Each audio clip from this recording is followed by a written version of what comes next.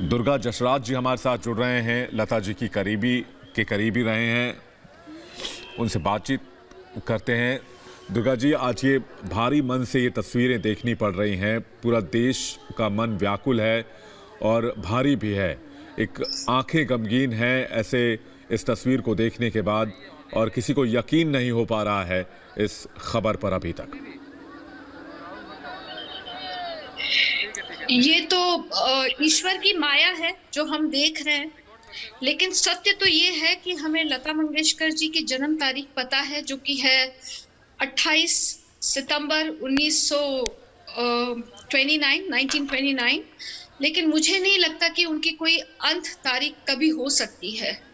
तो ये एक ऐसी आवाज है, एक ऐसी शख्सियत है, एक ऐसी प्रतिभा है कि जिनके ऊपर कभी सूर्य अस्त हो ही नहीं सकता। तो मैं क्या कहूँ कि मुझे तो ये सब माया जाल लग रहा है जो ईश्वर हमें दिखा रहा है। लेकिन मेरा भरोसा, मेरा मन ये कह रहा है कि ये दीदी की अंत तारीख हो ही नहीं सकती कभी। दुर्गा जी, जितना ऊंचा उनका सफर था, जो करियर था, इतना सर्वप्रथम या सर्वश्रेष्ठ कहें, उतना ही ऊंचा उनका व्यक्तित्व भी था। कुछ ऐसी बात जो आप बताना चाहें। बहुत ही कोमल और निर्मल स्वभाव की थी लता मंगेशकर जी।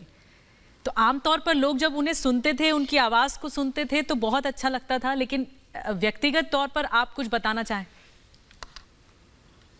व्यक्तिगत तौर पे वो बहुत ही कमाल की फोटोग्राफर रही हैं।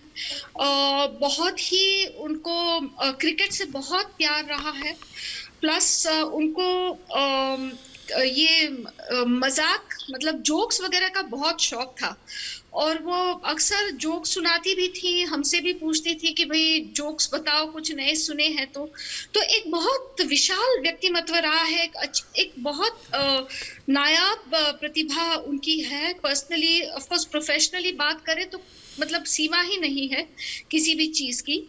लेकिन मेरा पर्सनल जो एक रिलेशनशिप रहा है उनके साथ, वो मेरी माता, क्योंकि मेरी माँ मधुरा जसराज जी वी शांताराम जी की सुपुत्री है, और मेरी नानी का घर उनके घर के एकदम सामने था।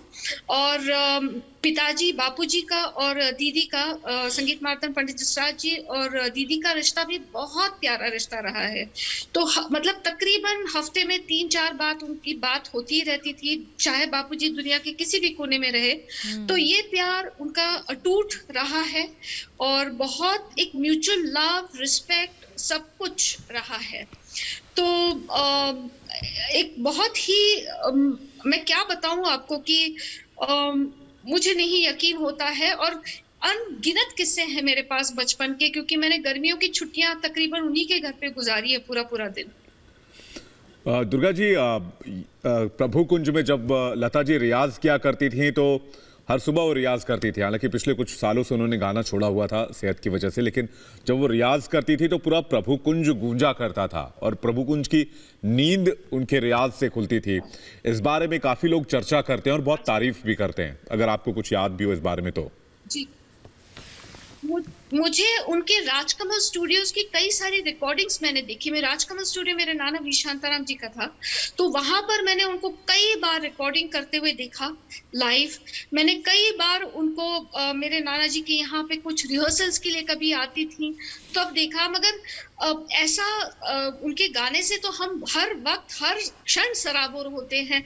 तो सिर्फ सुबह का क्षण ही इम्पोर्टेंट है ऐसे तो हो ही नहीं सकता ना।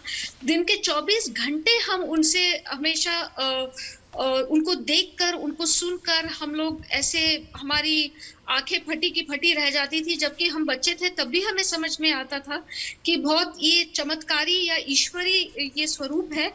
और मेरी एक खुशकिस्मती ये रही कि कल रात को मैं उनके साथ हॉस्पिटल में थी, और रात के 1 बजे घर पे लौटी हूँ मैं। और मैं 10 बजे रात से लेके 12:30 पौने 1 बजे तक मैं उनके साथ थी। तो मैंने उनको देखा, मुझे ऐसा लगा जैसे मंदिरों में बुलावा आता है कि माता वैष्णव देवी आप तभी पहुंचते हैं, या बद्रीनाथ, केदारनाथ या तिरुपति बालाजी आप तभी पहुंचते जब आपको बुलावा आता है। तो मुझे ऐसा लगा जैसे मुझे कल बुलावा आया, उन्होंने मुझे बुलावा भेजा, आशीर्वाद दिया।